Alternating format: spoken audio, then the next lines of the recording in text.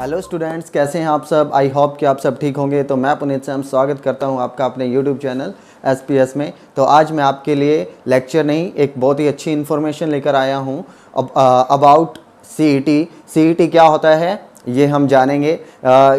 वैसे थंबनेल और इससे देख के पता चल गया होगा आपको जो टाइटल है उससे। तो क्या बताने वाला हूँ मैं, इसके बारे में हमें पूरी नॉलेज लेनी चाहिए कि ये है क्या, क्योंकि आगे चल के हमारे लिए काफ़ी इम्पोर्टेंट होने वाला है। जो सभी को जॉब चाहिए तो सभी तैयारी करेंगे, सभी अपनी प्रिपरेशन कर रहे हैं, काफ़ी बच्चे कर रहे हैं और काफ़ी करेंगे आने वाले टाइम में। तो उनको इसके बारे में पता होना चाहिए कि इसका यूज क्या है और कैसे ये काम करेगी। गवर्नमेंट ने अप्लाई तो कर दिया, इसका मतलब ऑर्डर आ चुका है अबाउट 1 वीक एगो। तो लेकिन इम्प्लीमेंटेशन तो गवर्नमेंट का कुछ नहीं कह सकती कि कैसे इम्प्लीमेंटेशन होगा, लेकिन हमें इसके बारे में पहले उसके अच्छे से जान लेना चाहिए। जैसा कुछ गवर्नमेंट ने बताया उसके अकॉर्डिंग आगे जो कुछ भी इसमें चेंजेस होंगे वो हम बाद में देखेंगे। तो अभी तक के लिए आपके पास क्या है वो मैं एक एक स्टेप करके सब कुछ मैं आपको समझाने वाला हूँ। ये काफ़ी इंपॉर्टेंट वीडियो होने वाली है क्योंकि आप सबको प्रिपरेशन करनी है और सभी कन्फ्यूजन में रहते हैं कि कौन सी जॉब की तैयारी करूँ क्या ना करूँ, तो उसमें हम कन्फ्यूज रहते हैं। तो चलिए हम एक एक करके सभी टॉपिक को अच्छे से समझते हैं कि देखिए स्टूडेंट्स, फर्स्ट है अपने पास CET। क्या है, व्हाट इज CET। तो पहले तो हमें CET का पता होना चाहिए कि है क्या, क्यों इसको क्यों इसकी रिक्वायरमेंट पड़ी, क्यों ये हेल्पफुल कैसे है, कितने डिपार्टमेंट में काम करेगी, कैसे काम करेगी, फ्रीक्वेंसी क्या होगी इसकी, सिलेबस पैटर्न और कैसे प्रिपरेशन करनी पड़ेगी। तो ये सब क्वेश्चन आपके माइंड में आते हैं। कोई भी हमारे पास एक एग्ज़ाम का नाम आता है कि ये एग्ज़ाम हमें देना होता है, तो हमें उसके बारे में पहले अच्छे से नॉलेज होनी चाहिए। तो देखिए CET है क्या। CET है हमारे पास common eligibility test. Common eligibility test. तो कॉमन एलिजिबिलिटी टेस्ट का मतलब क्या है कि हमें एक ही टेस्ट देना पड़ेगा एलिजिबल फॉर वेरियस पोस्टेज। तो वेरियस पोस्ट के लिए हमें एक कॉमन एलिजिबिलिटी टेस्ट देना पड़ेगा। जैसे पहले हमें काफ़ी देने होते थे, कैसे कि अगर आप SSC में जा रहे हो तो आपको पहले प्री देना होता था। CGL की बात कर रहा हूँ मैं। हर टेस्ट के लिए, हर जॉब के लिए आपको पहले प्री टेस्ट देना पड़ता था, मतलब एक जनरल टेस्ट देना पड़ता था। उसके बाद हम एंट्री करते थे मेंस में। तो हमारे पास जो मेंस होता था वहाँ पे रियल जो स्टूडेंट होते हैं वो निकल के आते हैं। प्री में तो कोई भी अप्लाई कर देता है और उनका जो खर्चा होता है या गवर्नमेंट का भी खर्चा काफ़ी लगता है उसमें, तो वहाँ पे सभी देने चले जाते थे। तो यहाँ पे कॉमन एलिजिबिलिटी टेस्ट का मतलब है कि एक ही टेस्ट आपके वेरियस पोस्ट के लिए प्री को क्लियर कर देगा। प्री जो टेस्ट होता था अपना वो तो अब खत्म ही हो चुका है, प्री नहीं होगा अब। तो प्री की जगह पे क्या होगा, कॉमन एलिजिबिलिटी टेस्ट होगा। ये सभी पोस्ट के लिए होगा। तो देखिए इसकी रिक्वायरमेंट क्यों पड़ी। तो रिक्वायरमेंट सीधी सी बात है, गवर्नमेंट को जो अपना खर्चा लगता है वो बचाना था। तो अगर आप सोचिए कि 1 लाख बंदे अप्लाई कर रहे हैं SSC के लिए, 1 लाख बंदे अप्लाई कर रहे हैं बैंक के लिए, 1 लाख कर रहे हैं रेलवेज के लिए, तो ये सभी मिलके 3 लाख बंदे का एडजस्टमेंट करना होता था गवर्नमेंट को। अभी क्या करेंगे, 3 लाख, ठीक 1 लाख ही होंगे, वो तीनों के फॉर्म भरते थे, तो 1 लाख के लिए ही एडजस्टमेंट करना पड़ेगा। तो खर्चा हमारा कम हो जाएगा गवर्नमेंट का और स्टूडेंट को भी ज़्यादा परेशानी नहीं होगी, क्योंकि बार बार कभी कहीं इसका सेंटर आता है, कभी कहीं आता है, बैंक का कहीं आता है, SSC का कहीं आता है और रेलवेज़ का कहीं आता है, अलग अलग होता था। तो अब हम प्री का टेस्ट देने के लिए एक ही बार जाएंगे। वहाँ से जो निकल के आते हैं बच्चे वो मेंस के लिए रेडी होते हैं। तो वहाँ पे जाके हमारे लिए हेल्पफुल इसलिए हो जाता है, ये गवर्नमेंट को रिक्वायरमेंट इसलिए पड़ी। नेक्स्ट देखिए हेल्पफुल स्टूडेंट के लिए कैसे है।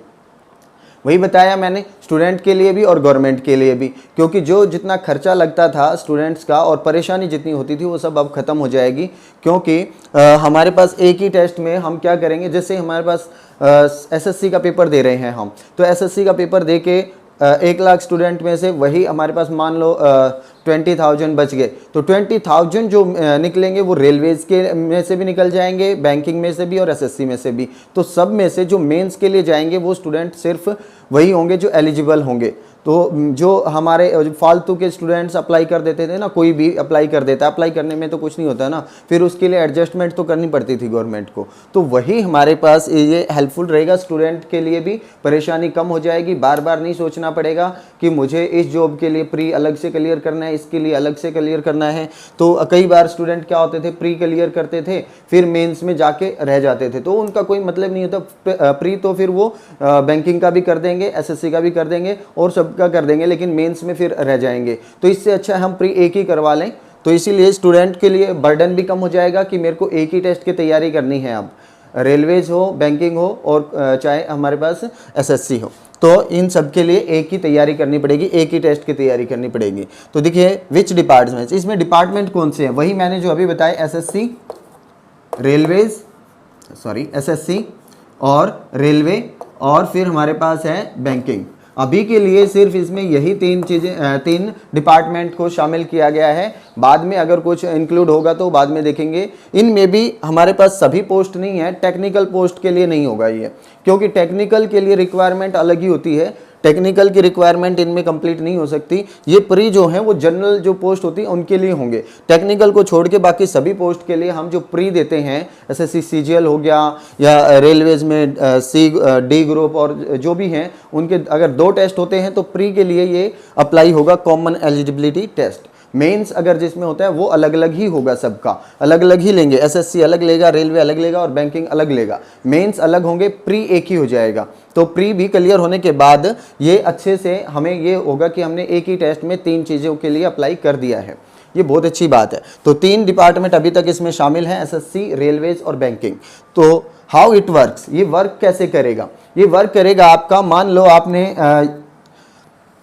टेस्ट दिए हैं 3 टेस्ट दिए हैं, कॉमन सीईटी टेस्ट 3 दे दिए हैं, तो इनमें से जो बेस्ट मार्क्स हैं आपके वही काउंट होंगे जब आप जॉब के लिए अप्लाई करोगे, आगे चल के मेंस के लिए अप्लाई करोगे। तो आपके इनमें से 3 टेस्ट में से फर्स्ट, सेकंड और थर्ड, अगर आप ये 3 टेस्ट दे चुके हो, इनमें से आपके जिसमें बेस्ट मार्क्स आए हैं, सबसे ज़्यादा नंबर आए हैं, उसको काउंट किया जाएगा। ये सबसे अच्छी बात है, क्योंकि मान लो कई बार स्टूडेंट ये सोचते हैं इस टेस्ट में मेरे मार्क्स आ गए 80, ठीक है, तो हम इसमें अप्लाई करने के लिए सोचना पड़ेगा, कहीं इससे कम आ गए तो क्या होगा, है ना।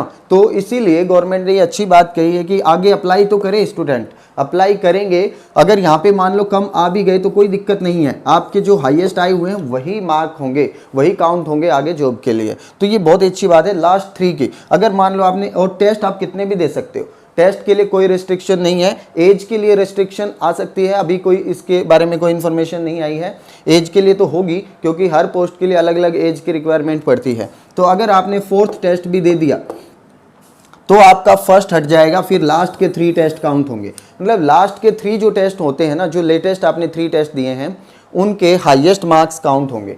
तो इस तरीके से ये काम करेगा।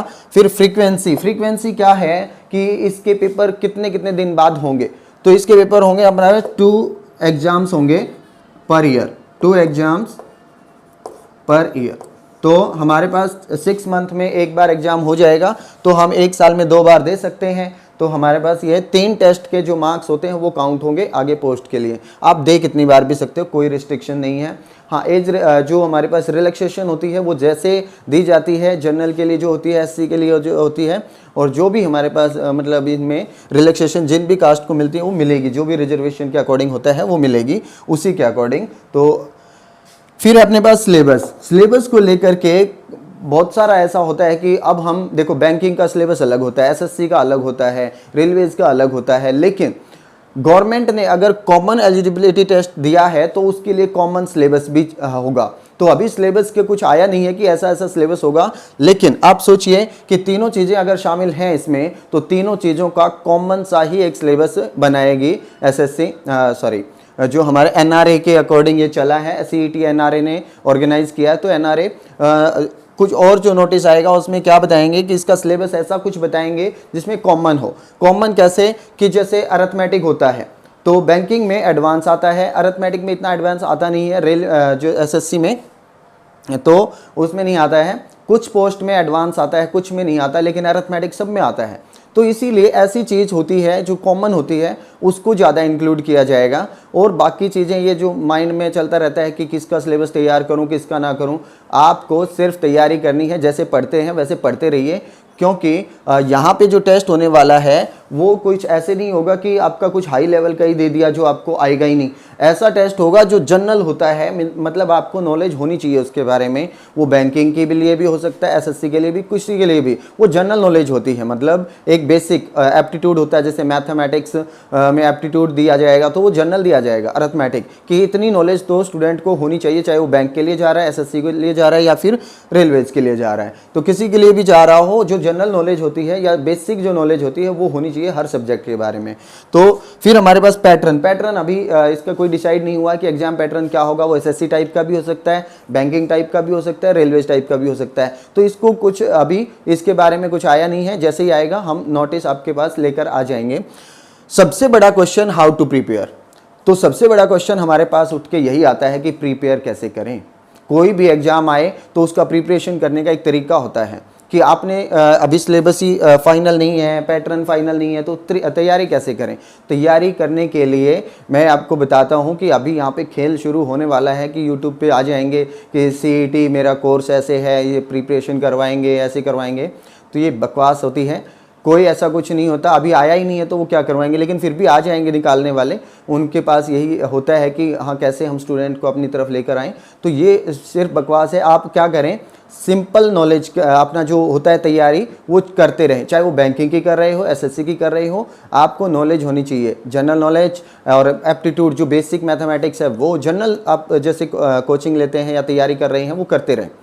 इनके चक्कर में ना पड़े कि स्पेशल कोई सीईटी स्पेशल नहीं करवाएगा। अभी सिलेबस ही नहीं आया तो सीईटी स्पेशल कैसे करवाएंगे। तो आप जो बेसिक चीज़ें हैं वो पढ़ते रहें, तैयारी हो रही है आपकी। अगर आप सीख रहे हैं तो तैयारी हो रही है, वही जनरल चीज़ें इसमें पूछी जाएंगी। तो प्रिपरेशन के अकॉर्डिंग आपको टेंशन नहीं लेनी है, जो पढ़ते जा रहे हैं वो पढ़ते जाइए। अब ये मेन चीज़, एक और क्वेश्चन आता है कि ये शुरू कब से हो रहा है। 2021 से इसका फर्स्ट सेशन शुरू हो रहा है कि पहली बार एग्जाम होगा तो 2021 में होगा। तो तब तक आप प्रिपरेशन करते रहिए, तब तक आप इतने प्रिपेयर हो जाइए कि आपसे जनरल कोई क्वेश्चन अगर पूछा जाए तो उसकी प्रिपरेशन आपकी सही हो। सिलेबस जैसे ही आएगा तो आपके पास हम इन्फॉर्मेशन ले आएंगे। तो यही कुछ खास इन्फॉर्मेशन देनी थी, बहुत ही इम्पोर्टेंट इन्फॉर्मेशन है। तो यही इन्फॉर्मेशन देनी थी आपको, ये बहुत ही इंपॉर्टेंट इन्फॉर्मेशन है आपके लिए, जिनको भी प्रिपरेशन, जो भी प्रिपरेशन कर रहे हैं आगे आने वाले टाइम में करेंगे उनके लिए। तो इसके बेसिस पे हम मैथमेटिक्स के लिए जो बेसिक एप्टीट्यूड होता है, अभी मैं जो स्कूलिंग क्लास चला रहा हूँ उसके बाद हम ये भी शुरू करेंगे। तो कनेक्टेड रहिए। अगर आप पहली बार चैनल पे आ रहे हैं तो सब्सक्राइब कर दें चैनल को, और वीडियो को लाइक करके अपने फ्रेंड्स के साथ शेयर करें और इन्फॉर्मेशन सब तक पहुँचा दें। तो मिलते हैं नेक्स्ट वीडियो।